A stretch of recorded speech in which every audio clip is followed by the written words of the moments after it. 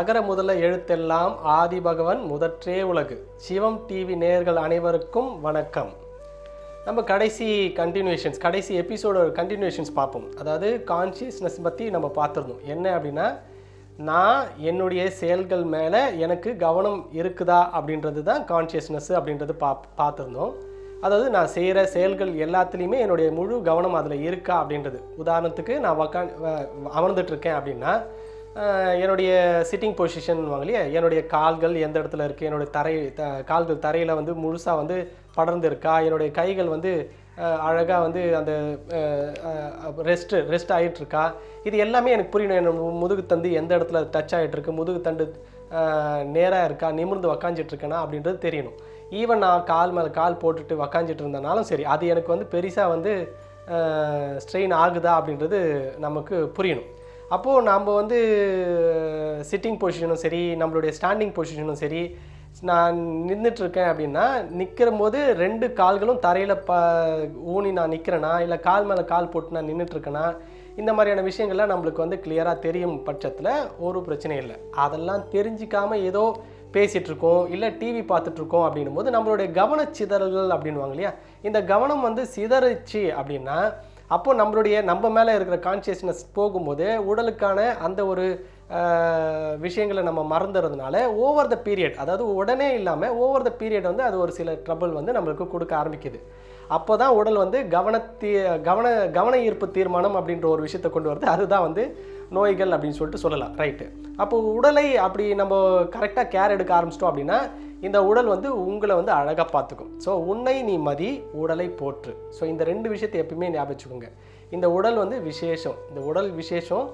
ஆன்மீகத்துக்கும் மருத்துவத்துக்கும் என்ன தொடர்பு இருக்குது அப்படின்னா, ஆன்மீகத்தோட முதல் படி மருத்துவம், ஆன்மீகம், இது ரெண்டும் ஒரு சேர வளர்ந்துருது அப்படின்னா, அவனால் அவனுடைய சந்தோஷத்தையும் மகிழ்ச்சியும் கட்டுப்படுத்திடவே முடியாது. ஸோ ரொம்ப ரொம்ப ரொம்ப ரொம்ப ஆனந்தத்தோட உச்சிக்கே அவனால் போய் சேர்ந்துட முடியும். அப்போது ஆன்மீகத்துக்கு அடிப்படையான மருத்துவமும் அவசியம். அதனால தான் மருத்துவம் தெரிஞ்சுக்கோங்க, ஆன்மீகமும் தெரிஞ்சுக்கோங்க. ஆன்மீகத்தோடு சேர்த்து மருத்துவம் தெரிஞ்சுக்கிட்டீங்க அப்படின்னா அது உங்களுக்கு very big safe card. Right. இப்போ இந்த மருத்துவத்தில் வந்து ஏன் ஆன்மீகத்தை கலக்கிறோம் அப்படின்னா, கலக்கிறது இல்லை, ஆன்மீகத்துக்கு நம்ம மனதை வந்து ஒருநிலைப்படுத்துகிறோம். அதே தான் மருத்துவத்தில் உடலை வந்து பேலன்ஸ்டாக வச்சுக்கிறதுக்கான என்ன வாய்ப்பு இருக்குது அப்படின்றத நம்ம பார்க்கணும். ரைட். இந்த மாதிரி உக்காஞ்சி பேலன்ஸ்டாக நம்ம பார்க்கணும் அப்படின்னா, ஃபஸ்ட்டு வந்து இந்த மனதை செம்மைப்படுத்தணும். இந்த மனதை செம்மைப்படுத்துறதுக்கான வழி தான் ஆன்மீகம். ரைட். ஆன்மீகத்துக்கான ஆப்பர்ச்சுனிட்டி, ஆன்மீக அன்பர்கள்லாம் நிறைய இடத்துல போயிட்டுருக்கோம். அதுலேயும் நான் சொல்லியிருக்கேன், நான் கருப்பு மனம் கொண்ட ஆன்மீகவாதிகள் நிறைய இருக்கிறாங்க. ஸோ அந்த மாதிரி கருப்பு மனம் கொண்ட ஆன்மீகவாதிகள் எல்லாத்தையுமே வந்து கலை அறிந்து கலை எடுத்து அதை எடுத்து போடுறதெல்லாம் நம்மளுடைய வேலை இல்லை.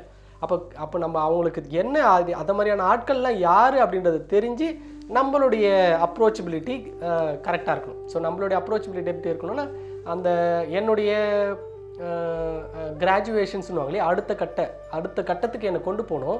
அதற்கான ஆட்கள் யார் அப்படின்னா, அதற்கு நீங்கள் உங்களுடைய கேள்விகளை அவங்கக்கிட்ட கேட்கக்கூடிய உரிமை யார்கிட்ட உங்களுக்கு கொடுக்குறாங்களோ அவங்க தான் ஆன்மீகவாதிகள். ஸோ ஒவ்வொருத்தருமே வந்து ஒரு ஆன்மீகவாதி சொற்பொழிவு ஆற்றுறாரு அப்படின்னு சொல்லிட்டு அதை கேட்டுக்கிட்டு நான் பாட்டுன்னு வந்துட்டேன். அடுத்த நாளே அந்த இம்ப்ளிமெண்டேஷன்ஸ் பண்ணணும் அப்படின்னு நான் நினைப்பேன். அதுக்கு அடுத்த 2வது நாள் பண்ணவும் செய்வேன். 3வது நாள் அதே மாதிரி பாய் சொல்லிட்டு மறுபடியும் எப்பயும் போல் என் வாழ்க்கையை நான் தொடர்வேன். அப்போது என் வாழ்க்கையை நான் செழுமைப்படுத்தணும் அப்படின்னா, உங்களுக்குன்னு சொல்லிட்டு தனிப்பட்ட ஒரு கேள்விகள் இருக்கும் இல்லையா, அதை கேட்க உரிமை உள்ள ஆன்மீகவாதிகளை நீங்கள் அப்ரோச் பண்ணுங்கள். உங்களுக்கான தனிப்பட்ட கேள்விகள், நீங்கள் உங்கள் மனதிலேருந்து எழும்புகிற கேள்வியாக அது இருக்கணும். அந்த கேள்விகளை கொண்டு அவங்கக்கிட்ட நீங்கள் அப்ரோச் பண்ணுங்கள்.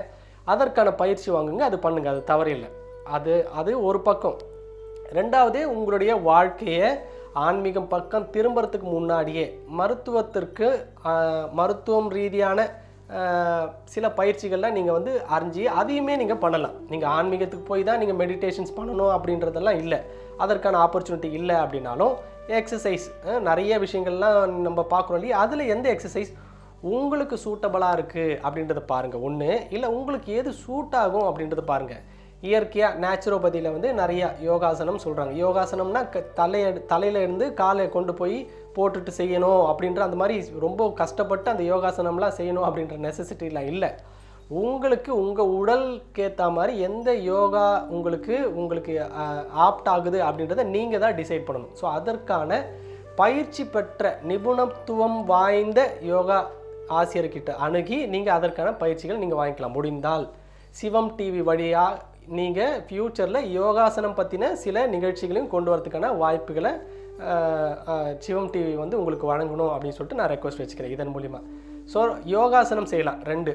3வது ஜிம்மு போகலாமா அப்படின்னா ஜிம்முமே சரி, ஒரு ஒரு ஒரு ஒரு கட்டத்துக்கு மேலே ஜிம்மை வந்து ஓவராக எடுத்துக்கக்கூடாது.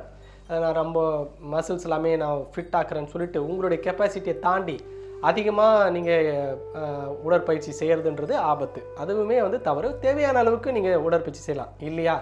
நடைப்பயிற்சி செய்யலாம். இருக்கலே the most beautiful exercise swim பண்ணலாம்.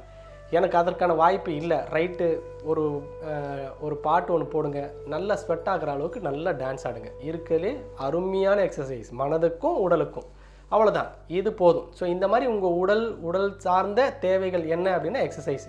என்னுடைய ஒர்க்கே டே டு டே லைஃப்பில் எக்ஸசைஸை விட அதிகமாக இருக்குது அப்படின்னா எக்ஸசைஸ் வேறு, டே டு டே லைஃப் நீங்கள் செய்கிற ஒர்க் வேறு. ஒர்க்குக்கும் எக்ஸசைஸ்க்கும் சம்மந்தம் இல்லை. நீங்கள் உங்களுக்காக ஸ்பெஷலைஸ்டு ஒரு கேட்டகரி, ஒரு டைம் ஷெட்யூல் பண்ணி நீங்கள் செய்கிறீங்க பாருங்கள், அந்த விஷயங்கள் தான் உங்களுக்கு கை கொடுக்கும்.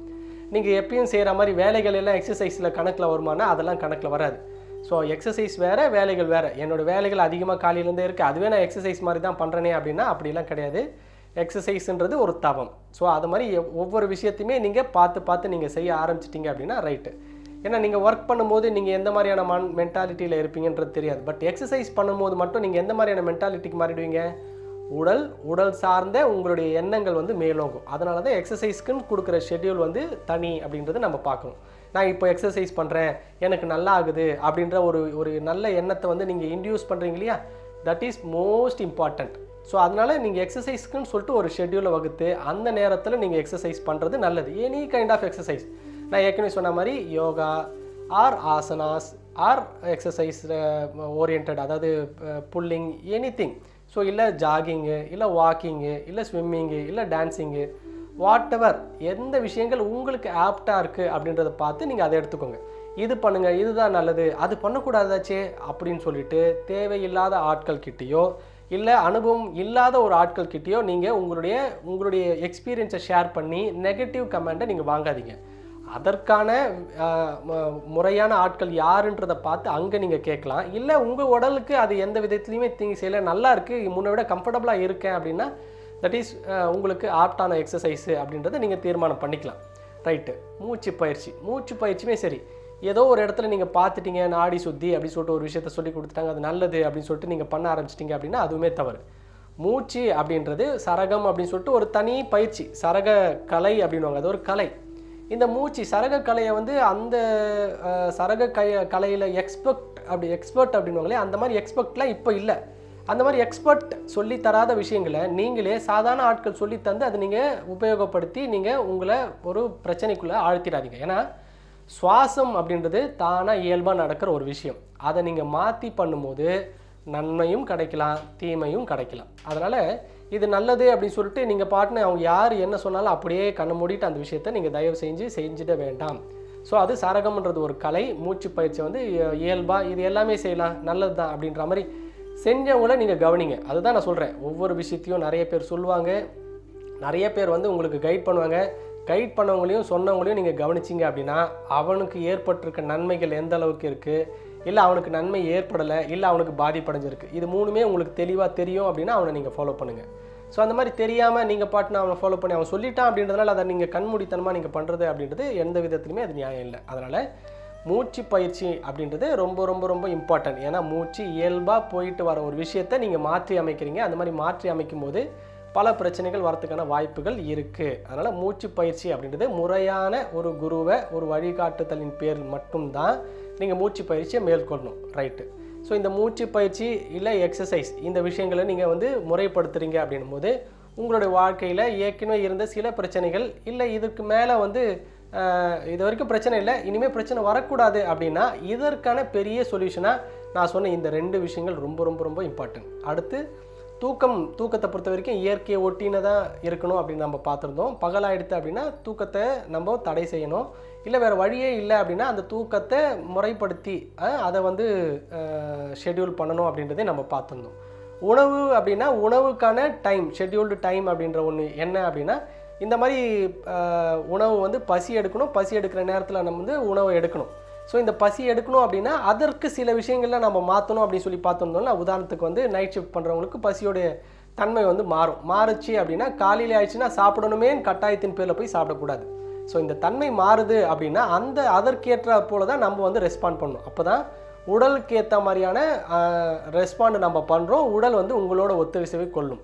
ஸோ அப்போது நம்ம காலையில் உணவு எடுத்துக்கணும். நைட் ஷிஃப்ட் போல் காலையில் நான் ஒர்க் பண்ணுறேன், ஈவினிங் வந்துடுறேன். ஈவினிங் எடுத்து அப்படின்னா ஒரு சின்னதாக என்னுடைய மைண்டை ரிலாக்ஸ் பண்ணிக்கிறதுக்கு தான் எக்ஸசைஸ். ஈவினிங்கில் ரிலாக்ஸ் பண்ணிக்கிறேன், சில் பண்ணுறேன், பண்ணிவிட்டு நான் நைட்டு வந்து என்னுடைய உணவுகளை முடிச்சுக்கிட்டு நான் படுக்கிறேன். படுத்த உடனே தூக்கம் வருது அப்படின்னா இதுதான் ஆரோக்கியம். ஸோ ஆரோக்கியம்ன்றது என்னென்னா உங்களுடைய உணவு பழக்கங்களை பார்க்கலாம். சரியான நேரத்தில் பசிக்குதா, ஒன்று. எக்ஸ்க்ரீஷன்ஸ், உங்களுடைய கழிவுகளை சரியான நேரத்தில் வெளியே ஏற்ற முடியுதா, 2. 3வது தண்ணி, உங்களுக்கு தண்ணி தாகம் எடுக்குதா, 3வது.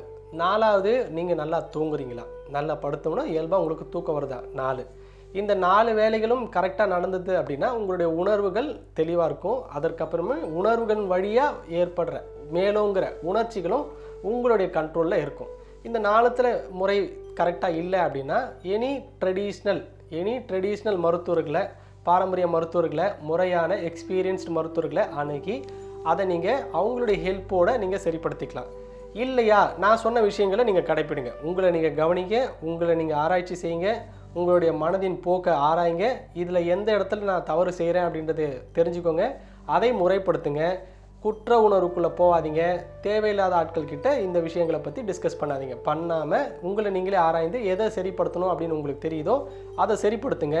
ஆட்டோமேட்டிக்காக உங்களுடைய பிரச்சனைகள், டிஸ்ஈஸினஸ், அதாவது இயல்பாக சுலபமாக வர விஷயங்களை நான் அதை காம்ப்ளிகேட் பண்ணிக்கிறது, அதுதான் டிசீஸ். ஸோ அந்த விஷயங்கள் வந்து ஆட்டோமேட்டிக்காக அந்த விஷயங்கள் நீங்கள் சுலபமாக இயல்பாக இருக்கும்போது, இயல்பை விட்டு விலகும் போது தான் பிரச்சனை. ஸோ இயல்பாக இருக்குறீங்க அப்படின்னா அது உங்களை விட்டுட்டு அடுத்த 48 மணி நேரத்தில் உங்களை விட்டுட்டு போகிறத நீங்கள் நல்லாவே பார்க்க முடியும்.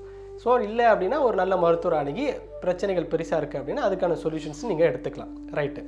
ஸோ இப்போ இந்த உணவு வந்து காலையில் கரெக்டாக பசிக்கணும் அப்படின்னு சொல்லிட்டு எதனா இருக்கா அப்படின்னா ரைட், ஆமாம், உண்மை. என்னென்னா 24 மணி நேரம் அப்படின்னு சொல்லிட்டு ஒரு ஷெட்யூலை பற்றி நம்ம லாஸ்ட் எபிசோட்ஸில் பார்த்துருந்தோம்.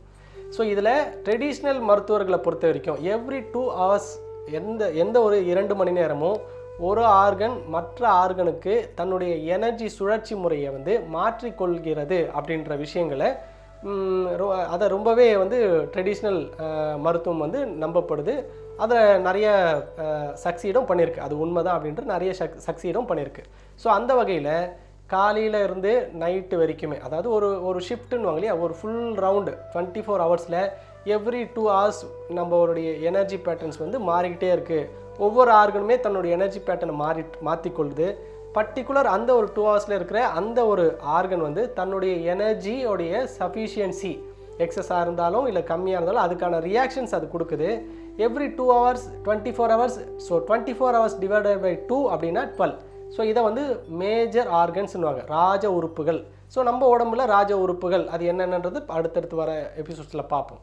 இந்த உறுப்புகள் எல்லாமே சரிவர இயங்கிட்டு இருக்கு அப்படின்னா இந்த 24 hours நல்லாவே உங்களுக்கு இருக்கும்.